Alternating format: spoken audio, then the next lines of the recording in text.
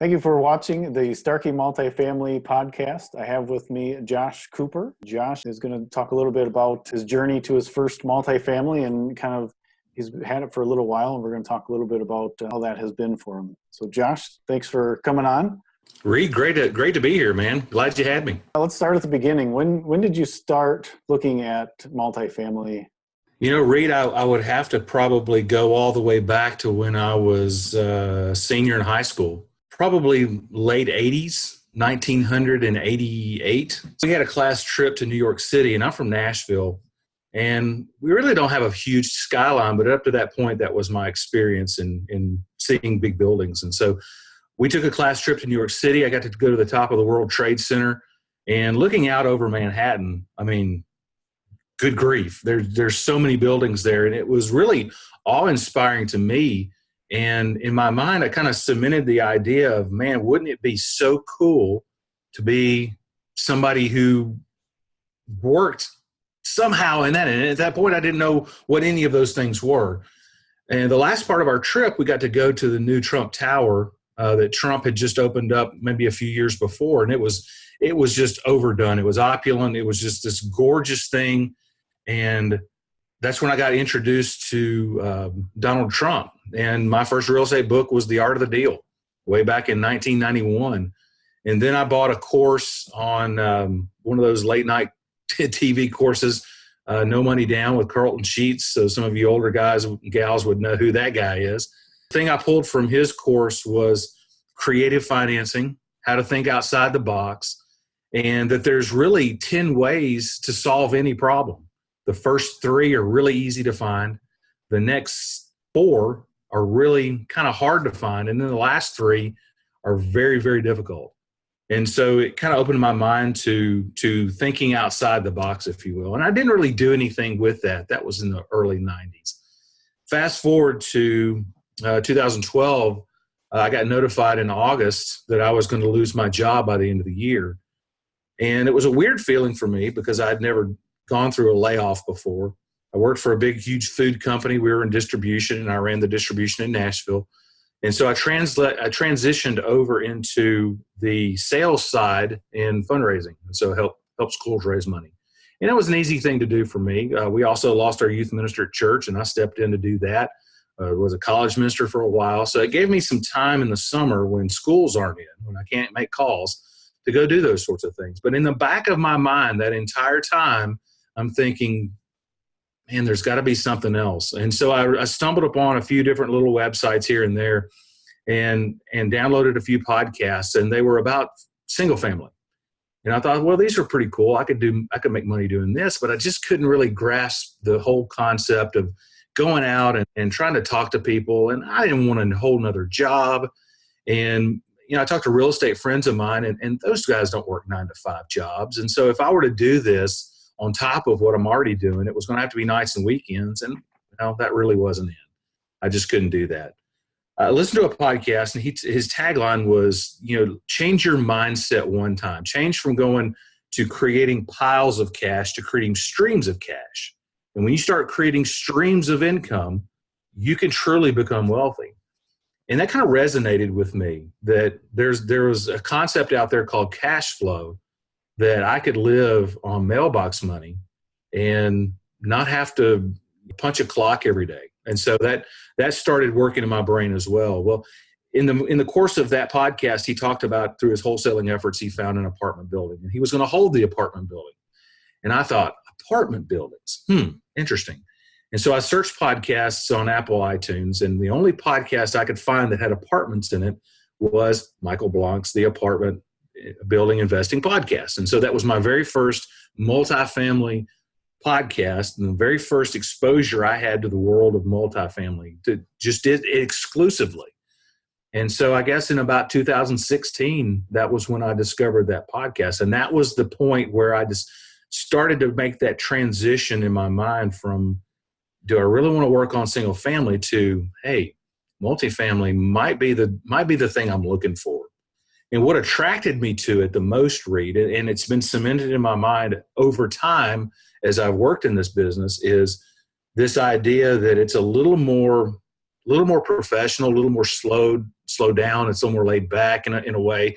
It's not this, hurry up and give me an offer and send me some money real quick so I can tie this property up real fast and then go work my tail off to go try to sell it or flip it or no, it is so much more relaxed and so much more buttoned up. And for me, that appealed to me. Dealing with bankers and brokers and all that sort of thing. So about 2016 was when multifamily kind of came up on my radar. When did you make that switch? Was that what you talked about in 2016? Was there a certain date that you remember where you said, okay, I'm doing this? Well, I downloaded his free ebook. He had a free ebook about how to raise money. And I downloaded that and it was really good. It was really eye-opening. That was back in 2016, but I still hadn't made that decision. He talks about, if we make a decision and we don't actually do anything, have we actually made a decision? And I would say, we just come up to a conclusion and it's the end of things and we don't do anything with it. So the point in time for me was January of 2017. I decided at the turn of the year, 2017, that this was what I was going to work on, that this was the avenue that I was going to start preparing myself. And at that point, I started looking at properties on LoopNet. And then in July of 2017, I went ahead and bought his syndicated deal analyzers. I went from analyzing properties on my own to the point of where I realized I really needed some help in this regard. I needed somebody to guide me, even if it's just a tool where I can insert income and expenses and kind of calculate how those would flow over time. And I really thought Michael's SDA was brilliant, and it really did exactly what I wanted to do. It was built for syndication, and that really wasn't on my radar at the time, but it was an analyzer to help me look at commercial properties. And so July of 2017 was my, I decided and I took action and I bought that. And I bought 10 different real estate courses, and I've probably spent $10,000 on all those real estate courses and stuff. But this is the one that where I just firmly put I made my line. I said, this is what I'm doing. And I pretty much put all those others on either the back burner or I put them on a whole different computer storage drive. So I couldn't even save them anymore. So July 17, Reed, is kind of my, hey, here's what I'm doing now kind of thing. And you were still working full-time at that point? Yeah. In the fundraising business, I make about 3/4 of my income from September to October. My spring business has never really been that big. So starting in the summer, I had a lot of free time. By that time, I had stepped back from the youth work, handed it over to somebody else who was a little bit younger, a little bit more energetic than I am. And then I started really doing that full time. But by the time I really got ramped up, August comes and here comes the business. And so I didn't go as fast as I wanted to. I was able to get far enough along to where by October, I found something down in Starkville, Mississippi. And intentionally, Reed, I was going to partner with a deal desk. That was my whole mantra is I'm going to find a deal to partner with a deal desk. I don't have to worry about raising money. I don't have to worry about building teams. I've got a team in a box. Looking back, that was not the right decision to make. I should have been building my whole business together. But that was the mindset. In October, I found a property that would work. It was in too small of an area, so I couldn't bring it to the deal desk. But at that time, I downloaded the Ultimate Guide, the course, joined the Dealmaker Mastermind that Michael has, online forum where you can upload your underwriting and let other people kind of chat on it and give you some ideas of how to improve and that sort of thing. So that was kind of, once I finished my fundraising season in December, I put all of that on the back burner and focused full-time on multifamily all the way into the summer of 2018. In June of 2018 is when I put an LOI on my very first property. Up to that point, Reed, I had put over 250 deals into the syndicated deal analyzer. And you and I were talking off air before, how long this business takes. This isn't a 90 or 180-day program. Certainly that can happen for some people, but for most of us, you have to work hard at it. And I worked very hard at underwriting deals. And one of the things that I will tell people is that you will not know what a good deal looks like until you look at enough bad deals. You figure out what doesn't work, it makes it easier to find the ones that do. From the time I downloaded the SDA in July of 17 until I found my first property that would ultimately go to contract, in June of 18, I had underwritten to over 250 deals at that point. So did you pick a certain market when you did it? Yeah, that was more of opportunity more than anything. When you first start out, you think, okay, I'm going to go to these areas that have a 10 cap, and I'm going to look at these 10 cap properties, and we're going to make some just bang up money. You figure out, well, why are they a 10 cap? Well, there's a reason why they're a 10 cap. There's a lot more risk involved to them. And so I talked to another networking friend of mine, and he does a networking for business, and I go to his networking groups. And he said, Josh, what are you doing? I said, what do you mean? He goes, you are all over the place.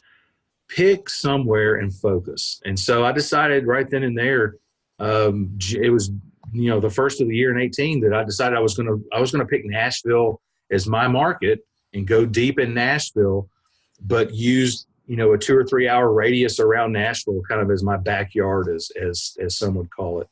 And so this property was in Birmingham. It was on LoopNet. I didn't specifically target Birmingham. It's just that over time, if you're in sales, you figure out if you've got a territory and you have all of your business in this section of your territory, and you don't really have much business over in this section of your territory, if you look at your time and where you're spending your time and where you're spending all your efforts, you'll find that you're spending most of your time over here in the area that you're doing really well in.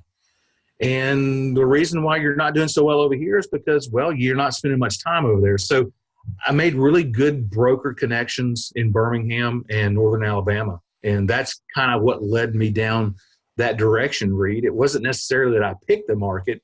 It was just that I had the connections there and was starting to get some headway. Is there a reason you came to Nashville, or what made you decide that? Well, number one, it's my hometown. So I felt like I had a really good familiarity with Nashville. Number two, it was really dynamic. It shows up on a lot of the top 10 lists of growth for not only population, but job. And it's a very diverse economy. In the 2008 recession that we had, Nashville, before then, Nashville never really saw these really big spikes like you saw in other parts of the country. And it was talked about in Nashville why Nashville's housing market isn't, it's kind of doing this number, but it's not doing this number. And some people were concerned about that. So when the market fell apart in 2008 and 2009, Nashville didn't really dip that much. It's the state capital. It's got a headquarters for healthcare. It's got a lot of music industry people, which brings a lot of creative people to Nashville. There's a good buzz with young people. There's a lot of publishing there. There's a lot of religious organizations that have their headquarters there. IT technology is kind of starting. So there was a really, really compelling story. And to me, the Southeast just seems, and in every report, I just heard a report that said all the states that have snow in California are losing population, where all the states that have a lot of sun are gaining population, Texas and the Southeast U.S. Some of those are economic, some of those are political reasons, but there's a reason why the Southeast is growing the way it is. And so that's why I kind of focused down here on this. This particular deal wasn't really data driven as far as what I'm looking for like I do now. Now I don't underwrite nearly as many deals because I eliminate a whole bunch of them off the top of my head. If they're too big, they're too small, they're too old, they're too new. There's not enough story of a rent push. The household income's too high, it's too low. So I've gotten more efficient in my underwriting. So I don't have to your point, I don't have to underwrite all over the place and know all these different markets. I feel like if I could just go deep in one market, understand my market, and really, Northern Alabama isn't that much different than Middle Tennessee. Nashville's a dynamic market, but the rest of Middle Tennessee kind of functions like Northern Alabama. So it was really familiar to me, Reed. That's probably the biggest reason. I assume that you've written many LOIs before that. Didn't go 3. That was my 4th LOI. Okay, that's pretty good. I had written 2 on one property, 1 on another, and this was my fourth LOI. Lost those 2 on the same property, lost that property, came in second on the third one. And then this one got accepted. This was part of a portfolio deal in Birmingham. And I had seen it the month before, and the broker reached back out to me and said, hey, I know you were interested in these deals. These other 3 properties are gone. are you still interested in this one? And I told him, no, not really, not at that price. And he says, well, I think they'll go down. So it was listed for $2 million.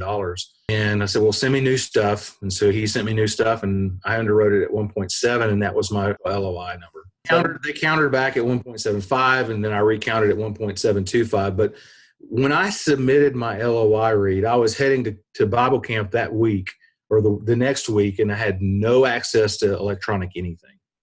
We were in a place that had no cell phone service. And I told the broker, I said, look, if they want this deal, that's great.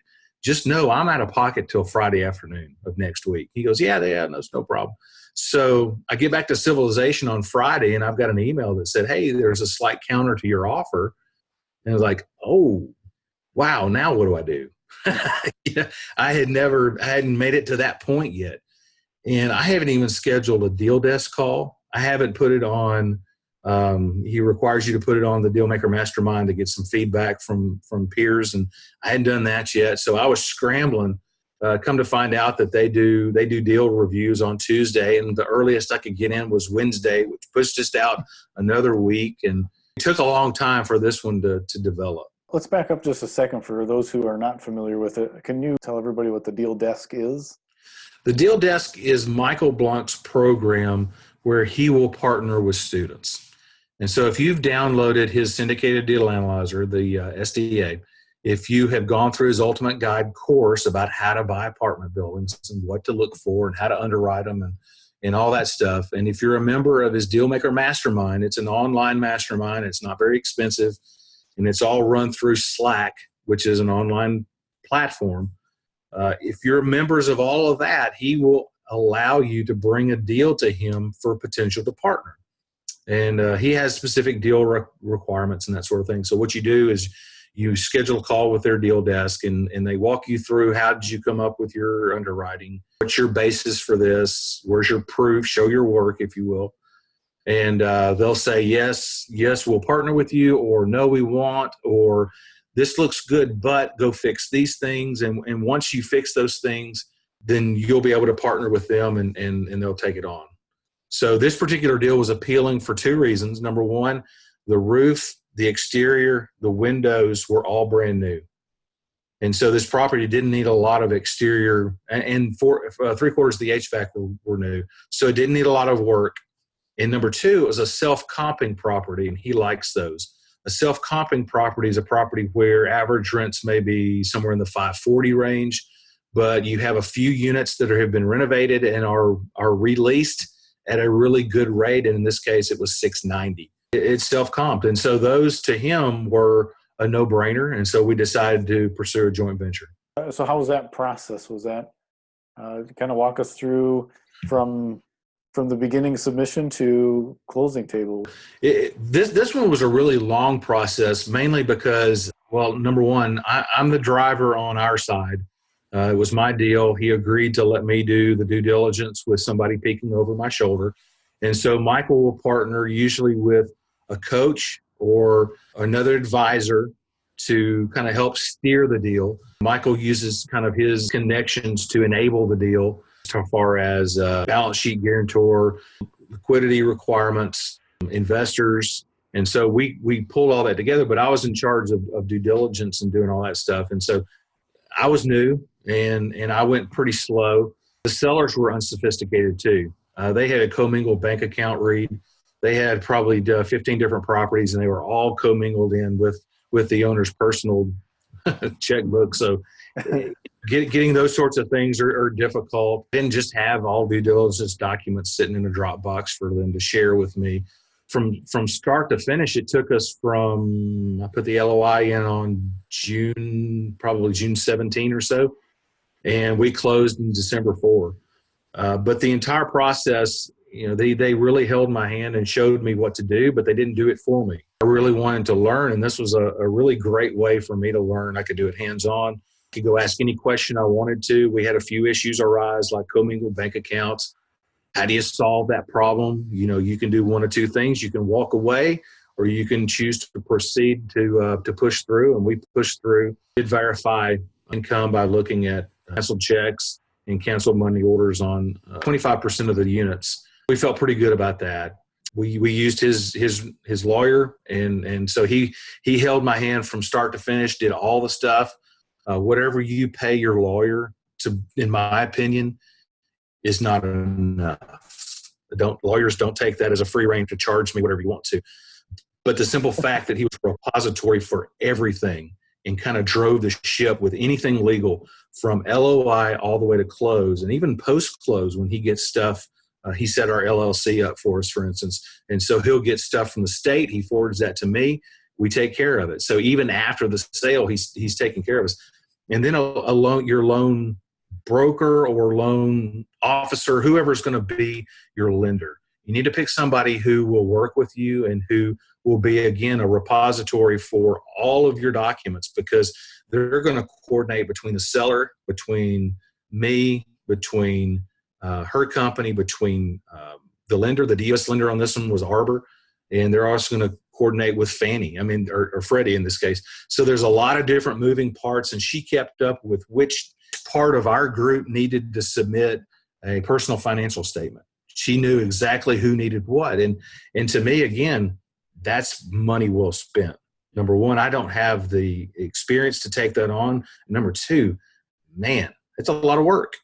I'm willing to give up part of our profits to make sure those are done correctly and in the right order. So that was another plus, another benefit for that. And just learning all these things from Michael's group, who they've got the experience. To me, it was a great experience. I would have given up pretty much everything in the deal just to be able to go through that whole thing. I'll get a little bit of money out of this, but that one was a learning experience. And that one, closing that deal, Reed, really put me on the map as far as, I could call a broker up and say, hey, I'm the guy with the Birmingham deal. And they'll go, hey, yeah, I know who you are. So, there were so many positives to take away from this. We had a few hiccups, but, nothing we couldn't get through. What were some of the most challenging parts of getting to the closing table on that? Probably dealing with the curveballs that Freddie was throwing at us. So Freddie and Fannie will ultimately decide what your loan proceeds are.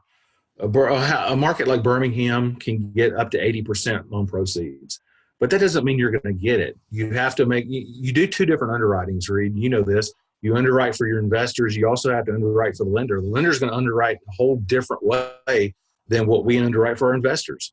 And so going in, you don't really know that. But now that I do, I kind of have to keep an eye on what's my debt service coverage ratio here.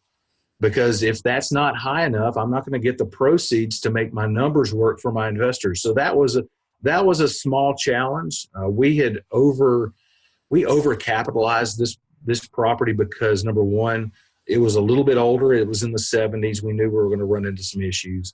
Number two, there was going to be some issues coming down the pike just with, a few HVACs were probably going to go down. We knew we still had to turn some stuff. So we overcapitalized. Turns out we right capitalized. We ended up using some of that overcapitalization to right the ship with reduction in proceeds on debt service coverage. Probably the most difficult challenge was probably overcoming an insurance change 2 weeks before close. So Freddie came back and said we didn't have enough insurance. And typically what you do is you ask the lender, hey, what are your insurance requirements? What do you want me to insure the property for? What riders, what are all the things you need? You get that sheet from them and you just forward it over to your insurance guy and say, hey, match this. And they send you back a quote, and that's what your premium is, and you just move on. Well, they decided that for two reasons. Number one, there was a little bit, at the time, it was risky for interest rates. This was in October and November when interest rates started to go back up in 2018. And so they were worried about that. If the place burned down, there was going to be an issue there. Also, construction costs. And construction costs are still a big deal. One of the things now when I kind of underwrite for insurance is I underwrite insurance a little high because construction costs and labor costs are high and replacement value is going to be high. And so 2 weeks before close, they said, you don't have enough insurance. And so we had to put an additional $1 million on that property of insurance. And then we came back with the premium, and she said, or the lady at Freddie said, well, you didn't get this for the original quote. I said, well, no, ma'am, that's $1 million more in coverage. I can't get that for the same quote. Well, we're going to have to dock your proceeds because of that. And in the meantime, we didn't get all the paperwork in time for them to pay insurance for the year at the closing table. And so we had to pay that after the fact. And we were really worried that we were going a day or two without insurance as soon as we take over. So we had to make sure you got cash at closing to cover a year of insurance and at least half your taxes, because some of those things are going to be due right at closing. And those are things you don't want to get caught flat-footed on. But the insurance thing was a big kind of a pain in the rear. Our insurance guy said that, this is a new kind of directive that the agency people are doing in getting more insurance coverage because of those reasons. What would you say is the most value you got through this transaction? Reed, I learned so much in this transaction. I think surrounding yourself with the right people is probably the biggest thing you can do for yourself. I think if you have the right team, you can overcome a lot of things. Number two, don't go into closing with not enough capital. We had a little bit too much. And ordinarily, I don't underwrite this much anymore, but also look at some other things a little closer. And when an inspector comes in and says you have a water heater that needs to be replaced and it's going to be $2,500, don't just take his word for it. Ours came back at $16,000. So that was a pretty big shock. I should have found out. I don't know that we could have done anything different with it, Reed. We probably couldn't have gotten any more out of the seller. Like they were giving us a fire sale deal. We felt like we bought the property at the right price. So the biggest lesson is probably surround yourself with the most qualified people you can. Don't worry about what it's going to cost you, because they're going to end up saving you money in the long run. Now you've got the deal. So this was December, you said 18? December of 2018. Yes, sir. So we've got some time under our belt with this one. How has that process been? We've found a few things out that we didn't know. The seller found some things out about the old property management team, and I'm not going to say who that is, and that they didn't like. And so, we found a homeless shelter or a homeless tent city not far away. I toured the property in June when all the leaves are out. And by January, the property manager's calling me and saying their maintenance guys are getting accosted in the parking lot by the homeless people. So, we had to spend some money with a fence that went around the south end of the property. We had to put in a much more expensive security system than we expected, but we got that stabilized. It's all great. There was somebody who passed away inside one of the units right before we closed, and when we took over, that had not been remediated yet. The family was still working through some of the personal belongings. So, you run into these little hiccups that on paper, you're just not going to see this. Even with a lease audit, which is what we did, we didn't find that there were a few people that didn't have Social Security numbers and who just left. We didn't know that the on-site not property manager, kind of the resident manager, if you will, they had a live-in spouse, if you will, who was a drug dealer. Their drug dealing friends were part of why they were getting $690 a month. So sometimes if you're getting really high rents from a few units, you may want to question that, because, people who don't want to be bothered will pay on time and pay in cash. We've gone through, we're at the little over 6, almost 7 month mark now. We're getting rents that we expected to get by the end of the year. So we're a little ahead of schedule. Our vacancy is very good right now, and our collections are doing really well. We have great traffic on the property. Property manager is doing a really good job. So, just plan, I guess, to tell people what to plan for. You can't plan for everything. It's impossible, which is why we have reserves. But just know that first 6 months, you're going to encounter some pushback from your residents. They're not going to want to pay because the other people didn't let them pay. So we're now to the point where we're kicking people out who aren't paying, whereas before they left them in there just to have the occupancy numbers. It's all in the day and the life of, and you just got to kind of roll with it and be flexible. So now that you're comfortable in this one, what are your plans moving into number 2, 3, 4? How far do you want to go? Number 2, 3, 4, 27. Yeah. So my goal, Reed, is I kind of went backwards with a lot of things. I'm left-handed, and so I'm backwards with anything anyway. my goal is to syndicate somewhere between 1,000 and 2,000 doors. And I'm going to use my syndication to purchase my own portfolio that I own with my own company. That number will be in the 200 or 300 unit range. And so I figure when I get to that point, if we have a viable business by then where we have people working for us and that sort of thing, that's a great thing to pass down to my family. But that's kind of the goal right now. This year, prices are a little frothy for my taste. And so I've spent a lot of time networking. I've also, and I didn't intentionally set about to do this, but since I signed on a Freddie loan, I can sign on other similar size Freddie loans. I think mine was 1.3, so I can go up to maybe $4 or $5 million. I'm experienced on a Freddie or Fannie loan. And so I've found a few operators who've come across some pretty good deals. I underwrite the property, yeah, but I really underwrite the operator even more. And so the people that I'm planning on signing on are people that I know and that I trust and that I've underwritten them, if you will. And so there are 1, 2, 3 properties now that we're trying to push. 2 of them are getting towards closing a little further. I've got 2 others that I'm on. One of them is in contract. The other hasn't made contract just yet. But those are opportunities that I didn't plan for. I didn't go into the year, Reed, saying I want to sign on 100 units worth of properties. It's been a beautiful side benefit of this industry, of this business. And it just goes to show you there's so many different ways to get to where you want to go. This year, of course, I'm still looking at my own stuff. I've put a few of them kind of soft offers that haven't come to fruition. But I'm doing what everybody's doing. I'm grinding just like everybody else is, trying to find deals that make sense and build my investor base, build my networking base, and continue to network with other investors to see how I can help. So if somebody needs to get a hold of you, how can they do so? Yeah, the easiest way is to shoot me an email. My email address is josh.cooper@Kirk, K-I-R-K, KirkCapitalDevelopment.com. And we can schedule a call, talk about where you are in your business. And no matter where you are, I've talked to all kinds of people, and I love helping people. That's kind of at the root of who I am, Reed.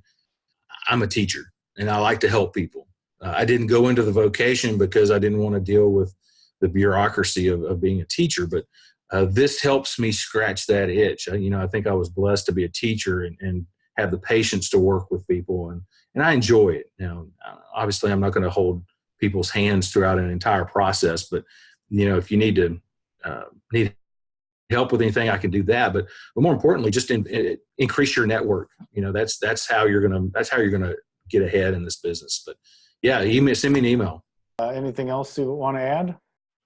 No, I enjoyed being on the podcast, Reed. It's been great to get to know you. It always struck me as funny as you had a profile picture in Slack that always kind of made me laugh because you had a hat on, and I couldn't really see who you were, and your profile picture always stuck out. And so I remember seeing you at the live event last year, and like, hey, there's Reed. That's who Reed actually looks like. So that's funny. I'll have to. Yeah, that just. For some reason, that always stuck in my head, Reed. I don't know why. Maybe that was planned. It was a good marketing technique. Hey, there you go, man. You got your thing going on. That's great. You got to have something. So that's right. That's right. Get your stick. Well, thanks for coming on, and we'll look forward to seeing how it comes out.